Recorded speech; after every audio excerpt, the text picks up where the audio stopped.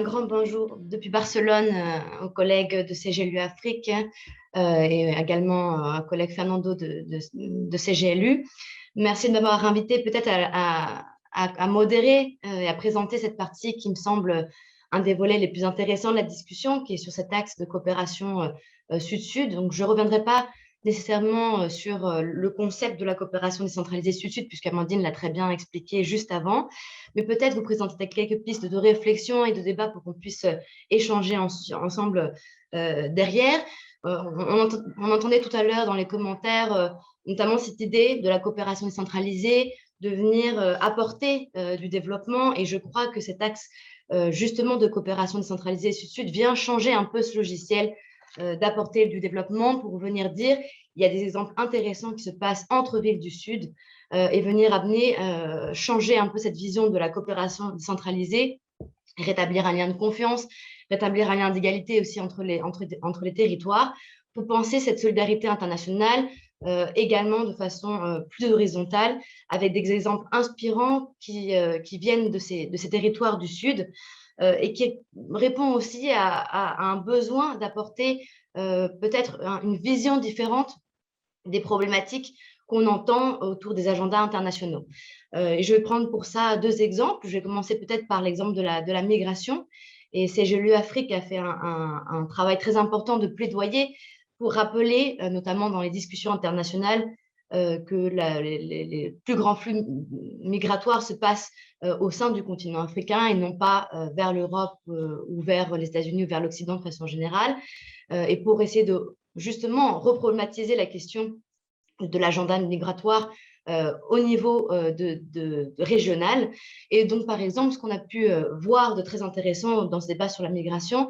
c'était comment des villes qui sont issues de ces régions du Sud affrontent ces questions de la migration et comment elles peuvent y répondre. On a eu, notamment dans le cadre de différents projets qu'on a menés, des exemples. Je vais citer la ville de Sfax, qui explique de façon très intéressante comment elle a été pendant de nombreuses années une ville qui était émettrice de migrants et qui est devenue aussi une ville qui recevait des migrants et qu'elle devait se positionner par rapport à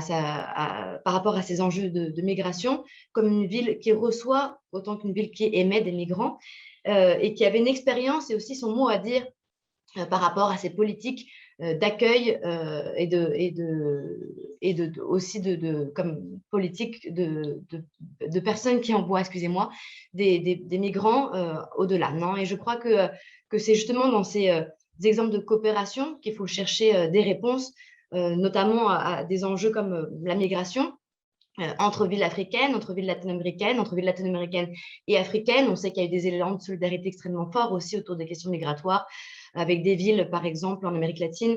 qui posent des questions de solidarité internationale avec leurs ressortissants venant des Caraïbes, ou venant de l'Afrique, ou venant aussi d'Asie, et avec des façons de penser la question de la diversité culturelle, la question de les luttes contre la discrimination, aussi à partir de ces enjeux d'une vision, de promotion d'une vision du Sud.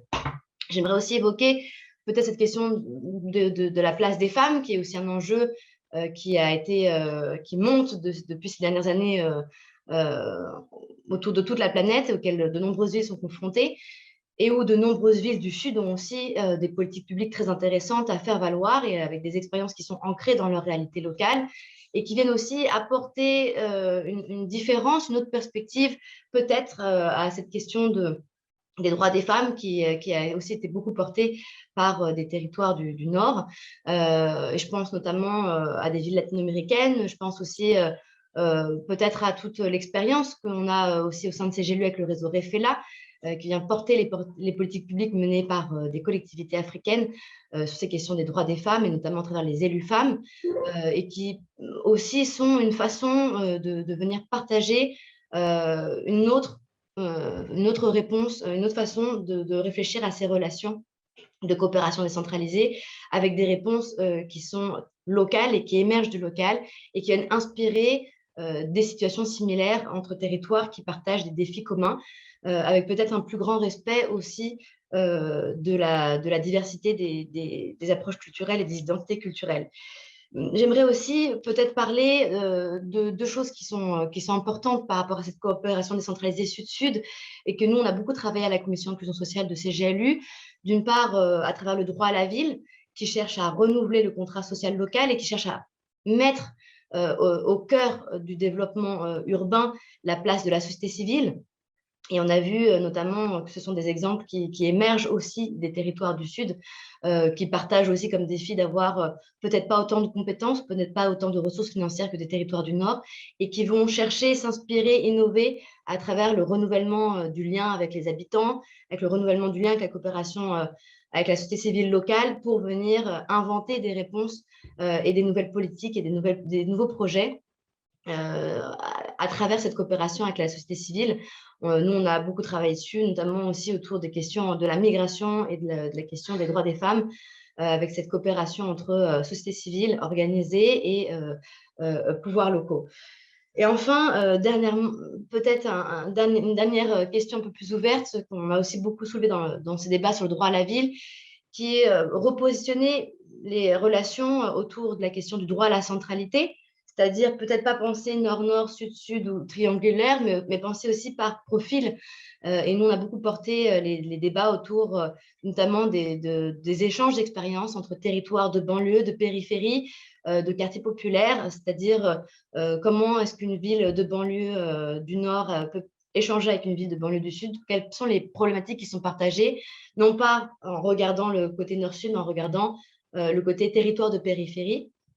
Et donc, sur ce droit à la centralité, donc on appelle droit à la centralité, l'accès, quel que soit dans n'importe quel territoire du monde on puisse être, à des services de base, ça va avoir un droit à une centralité, quel que soit l'endroit où on habite, que ce soit dans des villes de banlieue, de métropole, et que ces métropoles soient situées en Afrique, en Amérique latine, en Asie, en Europe, peu importe. Elles partagent des défis communs, donc du coup, de venir chercher un petit peu cette approche entre types de territoires. J'arrêterai là.